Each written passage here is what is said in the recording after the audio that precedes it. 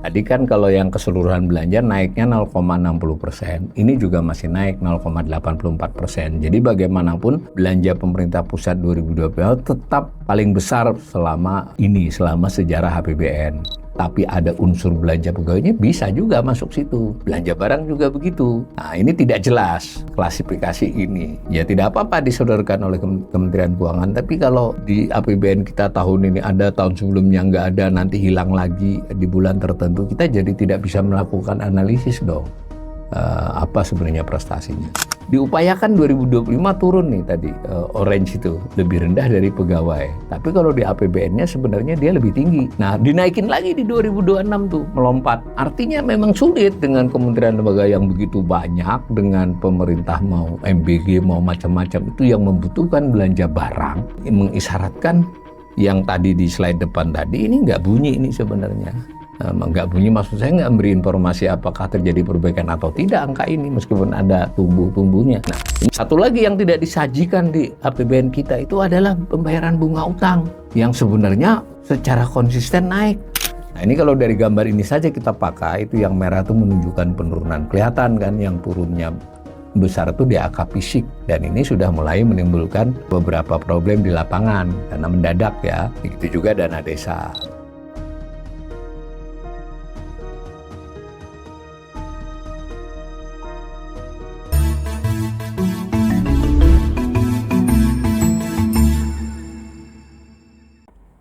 Salam cerdas, Ibu Bapak, Saudara-saudara yang saya hormati.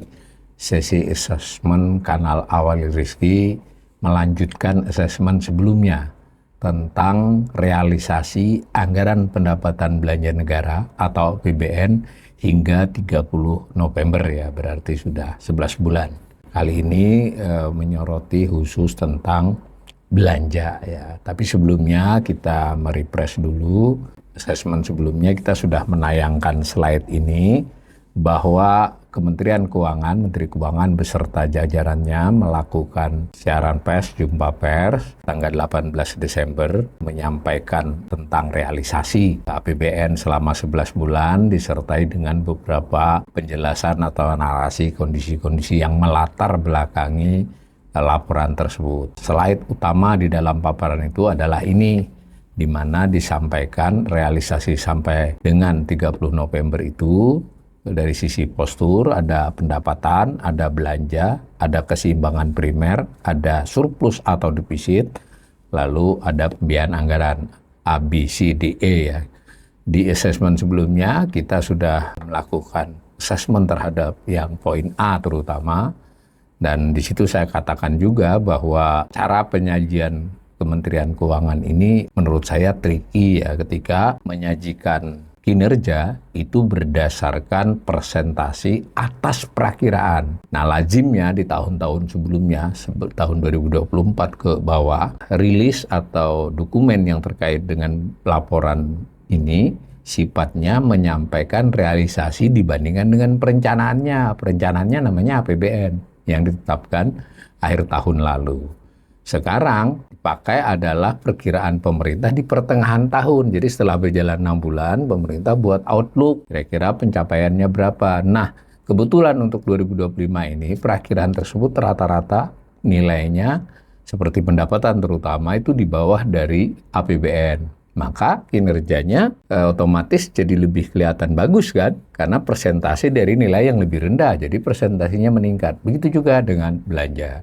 Di belanja negara itu kan terdiri dari dua komponen pusat, belanja pemerintah pusat dan transfer ke daerah.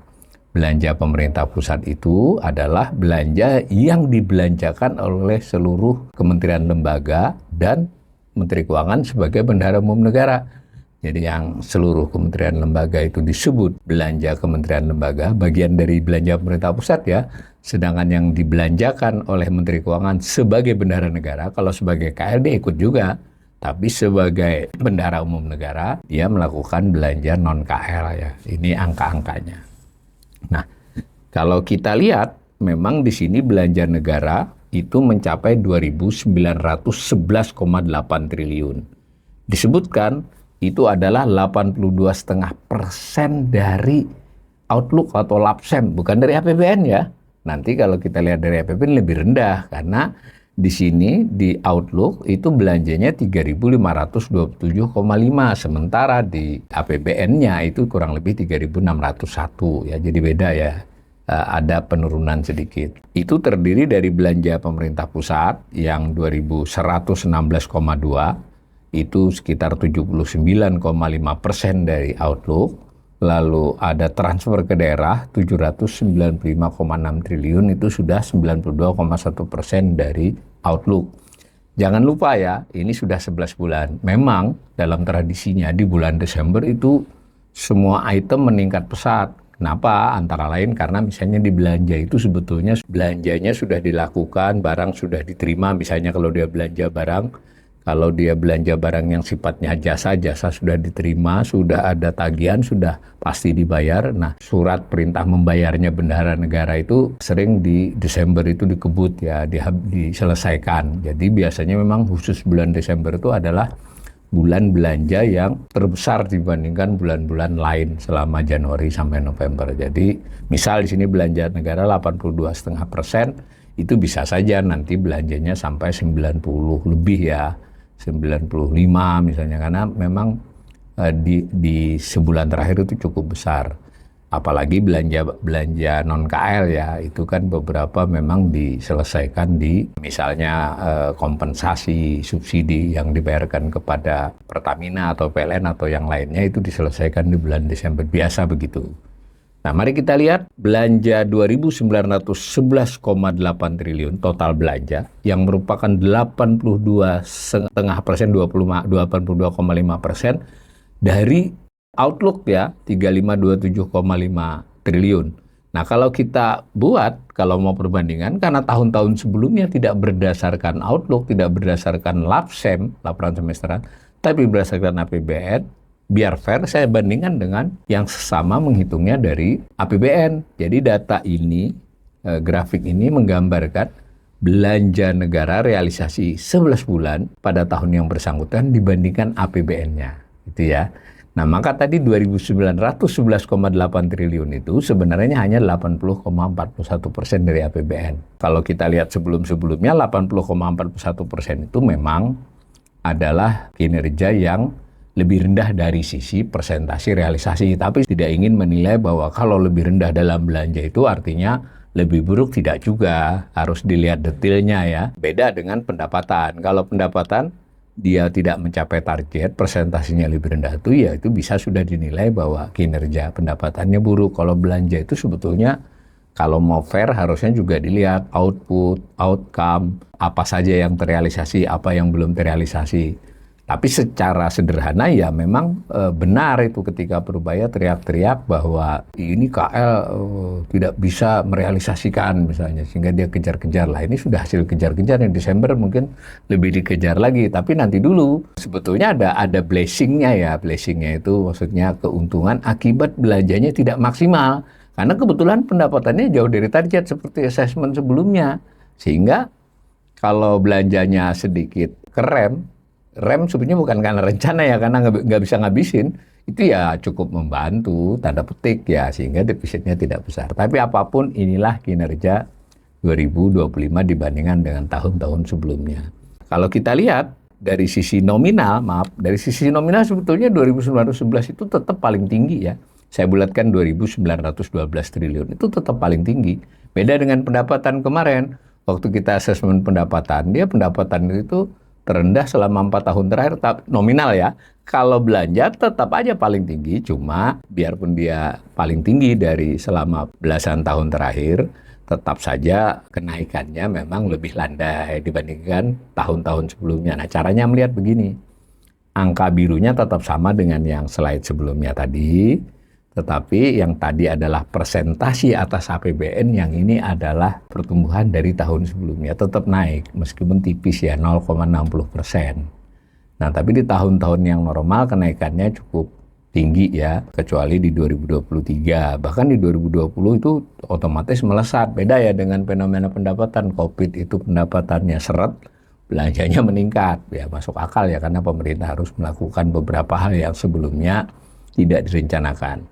ini bagaimanapun meskipun ada isu efisiensi, upaya efisiensi, pengurangan, tapi secara nominal total belanja tetap meningkat. Belanja itu komponennya dua kelompok besar, belanja pemerintah pusat dan transfer ke daerah. Belanja pemerintah pusat artinya belanja kementerian lembaga dan belanja bendahara umum negara ya yang non-KL. Nah itu kalau kita lihat 2116. Nah 2116 triliun itu sebetulnya dari APBN juga masih 78,34%. Kalau tadi di kisaran 80. Nah angka ini ya relatif lebih kecil dibandingkan tahun-tahun sebelumnya. Kalau lebih buruk atau tidak sebenarnya lihat kita rincian belanjanya. Tapi secara umum berarti pemerintah pusat itu memang lebih lambat dari biasanya merealisasikan rencananya. Nah saingannya di tahun 2023 juga dulu sempat tersendat. Ini khusus belanja pemerintah pusat dilihat dari persentase dari targetnya di APBN tahun bersangkutan. Nah lalu pertumbuhannya ini. Tadi kan kalau yang keseluruhan belanja naiknya 0,60%, ini juga masih naik 0,84%. Jadi bagaimanapun belanja pemerintah pusat 2020 tetap paling besar selama sejarah APBN. Tapi naikannya tipis dibandingkan kenaikan 2024, 2022. Jadi naik dari tahun sebelumnya itu tipis. Itu yang diinformasikan kepada kita. Cuma kalau ibu bapak saudara-saudara pemirsa saya mau misalnya melakukan olah sendiri untuk mencermati ini, sayangnya Kementerian Keuangan itu tidak user friendly ya data-datanya. Mereka data sajikan tiap bulan dalam bentuk dokumen. Sekarang malah hanya PowerPoint. Kalau dahulu ada dokumennya APBN kita, maka kita harus mengolah ini dari beberapa edisi. Makanya sebutan saya ini berdasarkan APBN kita berbagai edisi. APBN kita dimulai Desember 2017 ya. Sebelumnya tidak pakai APBN kita bisa melihat dari berbagai publikasi Kementerian Keuangan yang lain ya. Lainnya bisa di perbendaharaan, kalau pajak kita bisa dilihat di pajak, semacam itu ya. Nah, pada waktu rilis 18 Desember lalu menyajikan salah satu slide yang seperti ini tentang realisasi BPP. BPP tadi, belanja pemerintah pusat yang 2.116 triliun tadi, cuma dibandingkan dengan tahun-tahun sebelumnya. Digambar tuh, terdiri dari belanja kementerian lembaga 1.110,7 yang orange, kemudian belanja non-KL yang 1.005,5. Non-KL ini antara lain subsidi, pembayaran bunga. Kalau kita lihat, ini juga tanda petik saya kembali kritik tricky. Yang data 2025 persentasi 79,5 itu berdasarkan outlook. Sementara yang 2024 berdasarkan LKPP. LKPP itu apa? LKPP itu laporan keuangan pemerintah pusat realisasi pada tahun itu. Jadi sebenarnya pada waktu bulan November belum diketahui. Tapi kalau sekarang karena sudah berlangsung hampir 2 tahun sudah ada data. Ini tidak lazim, selama ini tidak dari LKPP. Mengapa? Setiap APBN kita di bulan Desember setiap tahun itu informasi tentang 30 November. Kan belum terrealisasi. Jadi itu berapa persen dari APBN, itu kinerja. Kalau nanti berapa persen dari yang terrealisasi, itu beda lagi orang. Jadi, wah ini memang gimana ya saya menjelaskannya. Pertama saya ulangi ya, LAPSEM atau Outlook itu adalah laporan pemerintah di bulan Juli kepada DPR. Bahwa selama 6 bulan berjalan kami sudah begini realisasinya, 6 bulan ke depan kami memperakirakan begini, namanya prognos, dijumlahkan jadi setahun namanya outlook, kan tetap saja berupa perakiraan pemerintah. Presentasi atas perakiraan, kan berarti tidak bisa menghitung kinerja dong. Begitu juga ketika dia ini LKPP. LKPP itu kan di bulan November belum ada, karena kan belum selesai. LKPP itu nanti selesai, kemudian dilaporkan, kemudian diaudit BPK itu bulan Juli baru tersedia. Loh, berarti kalau 11 bulan dari realisasi 12 bulan, itu juga tidak menunjukkan kinerja, malah menunjukkan selama sebulan terakhir dapat berapa. Kan aneh juga kalau menurut saya. Ini tapi juga bagus juga informasi ini. Masalahnya ini boleh saja diinformasikan, tapi juga yang satunya diinformasikan juga dong, yang dari APBN. Kalau cara baca begini, belanjanya 84,1% dari LKPP. Berarti di 1 bulan terakhir Desember itu 16,9 loh. Bisa nggak ya? 84,1 dibagi 11 itu kan nggak sampai 8% tuh per bulan. Kalau mau rata-rata tentu nggak sama ya. Biasanya di semester 2 tuh lebih cepat kalau belanja. Tetapi di bulan Desember itu 15,9, jadi sama dengan 2 bulan yang lain. Ini menunjukkan juga memang cara pengelolaan APBN kita ya salah satu titik krusialnya di situ. Tapi saya juga bisa memaklumi dalam beberapa hal. Karena tadi SPM surat perintah membayar tagihan-tagihan yang sudah datang, barang sudah diterima, jasa sudah diterima, dan lain-lain tinggal bayar saja itu di bulan Desember numpuknya. Nggak bisa begitu. Tapi hati-hati, 79,5 ini bukan dari LKPP. Kan jadi nggak kompatibel dengan 84,1 itu. Nah yang di sebelahnya juga menarik. Belanja KL, ini mengikuti yang grafik sebelahnya 1110,7. Nah terdiri dari sebetulnya 8 jenis ya. Tapi yang disajikan hanya 4 jenis. Nah, tetapi ini menariknya misalnya belanja pegawai 289,8 triliun. Belanja pegawai itu ada di belanja KL, ada di non-KL. Jadi misalnya beberapa kegiatan yang tidak KL, tapi ada unsur belanja pegawainya bisa juga masuk situ. Belanja barang juga begitu. Nah, ini tidak jelas klasifikasi ini. Ini ya tidak apa-apa disodorkan oleh Kementerian Keuangan, tapi kalau di APBN kita tahun ini ada, tahun sebelumnya nggak ada, nanti hilang lagi di bulan tertentu, kita jadi tidak bisa melakukan analisis dong, apa sebenarnya prestasinya. Tapi baiklah kita lihat begini, menurut saya, paling nggak dari slide ini, belanja pemerintah pusat sebenarnya tetap meningkat pada saat pendapatan jauh dari target, terutama penerimaan pajaknya. Dan pada saat bersamaan, sejak 1 bulan yang lalu, hampir 2 bulan yang lalu, Purbaya pengen KL mempercepat realisasi alokasi belanjanya. Dipercepat pun sebenarnya masih belum optimal nih. Tapi kalau beneran dibelanjakan sesuai rencana, saya kira jeblok itu defisit. Defisit bisa lebih dari 3% karena pendapatannya. Jadi sekalipun Purbaya memerintahkan begitu, di sisi lain dia diuntungkan juga oleh tidak terrealisasi 100%-nya belanja KL misalnya, apalagi belanja non-KL. Nah, saya coba mengikuti cara APBN kita yang 4 jenis ini disajikan. Tapi saya memakai data yang berdasarkan ya LKPP. Dari 2014 sampai 2020 itu LKPP. Jadi dari laporan pemerintah pusat. Sudah fix itu. Yang 2025 berdasarkan Outlook. Nah, saya ikutilah Outlook mereka di bulan Juli lalu.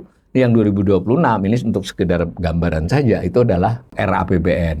APBN-nya sudah ditetapkan, tapi rincian untuk pegawai, barang, modal itu belum. Ya, pakainya RAPBN karena tidak ada perubahan signifikan di belanjanya, berarti ya saya bisa pakai data RAPBN itu. Apa yang menarik dari gambar ini? Belanja pegawai itu yang biru ya. Kita menganggap belanja pegawai inilah yang berat ya. Iya, tetapi dia naiknya organik, terutama yang relatif terasa memberatkan itu adalah pensiun ya. Tapi jangan juga netizen, wah nggak usah dibayar, nggak bisa, uang dia itu dibayar dengan ketika dia bekerja dipotong. Yang salah itu adalah pengelolaan pensiunnya, bukan pegawai yang dibayar pensiun itu. Di dalam good governance yang bagus, ketika dia didapat memperoleh dana pensiunnya itu dipindah dari APBN. Ya, sebetulnya sebagian sudah, tapi tidak keseluruhannya. Hanya saja kita Indonesia ini memang masalah bisa di mana-mana ya. Jadi ketika dia dipindah ke Taspen, ke Asabri, Taspen dan Asabrinya bermasalah. Mungkin kalau kita mau yang contoh yang bagus ya biasanya Norwegia. Jadi dia langsung dipindah. Jadi APBN di depan tidak lagi menanggung pensiun. Kita jadi nanggung. Karena dulu kita pakai duit mereka waktu mereka kerja. Tetapi segitu pun yang biru itu masih bisa diduga kenaikannya. Tapi lihat yang orange, belanja barang. Barang itu barang dan jasa ya. Jadi kalau kita mendengar ada konseling, rapat, apa yang mau dipangkas itu masuk belanja barang kalau dalam klasifikasi APBN. Itu kan diupayakan 2025 turun nih tadi, orange itu lebih rendah dari pegawai. Tapi kalau di APBN-nya sebenarnya dia lebih tinggi. Nah, dinaikin lagi di 2026 tuh, melompat. Artinya memang sulit dengan kementerian lembaga yang begitu banyak, dengan pemerintah mau MBG, mau macam-macam, itu yang membutuhkan belanja barang. Barang itu adalah belanja barang dan jasa yang habis pakai atau kurang dari setahun. Jadi ini sebetulnya mengisyaratkan yang tadi di slide depan tadi, ini nggak bunyi ini sebenarnya. Nggak bunyi, maksud saya nggak memberi informasi apakah terjadi perbaikan atau tidak angka ini, meskipun ada tumbuh-tumbuhnya. Ini yang kita lihat. Nah, Satu lagi yang tidak disajikan di APBN kita itu adalah pembayaran bunga utang yang sebenarnya secara konsisten naik. Di 2025 berjalan ini nanti rencananya 552, bukan rencana ya, outlook-nya. Nah, kita belum tahu sampai November kemarin berapa, karena nggak diinformasikan. Nah, tahun depan 600-an triliun itu. Ini contoh saja. Nah, ini tidak diulas oleh APBN kita. Nah, di APBN kita kemudian pemerintah, Kementerian Keuangan membuat juga narasi mungkin untuk agar publik ini bahwa kami ini membelanjakan itu ada tujuannya ini. Nah, salah satunya adalah program prioritas pemerintah. Ini klasifikasi ya. Kalau di dalam susunan nota keuangan APBN itu nggak ada, tapi dia diklasifikasi dari angka-angka itu. Dibuat narasi, namanya program prioritas pemerintah. Ini kan ada MBG di sini, ada program keluarga harapan ada, kemudian cek kesehatan gratis ada. Tapi yang tanda merah dari saya ya, saya juga tertarik ini ya.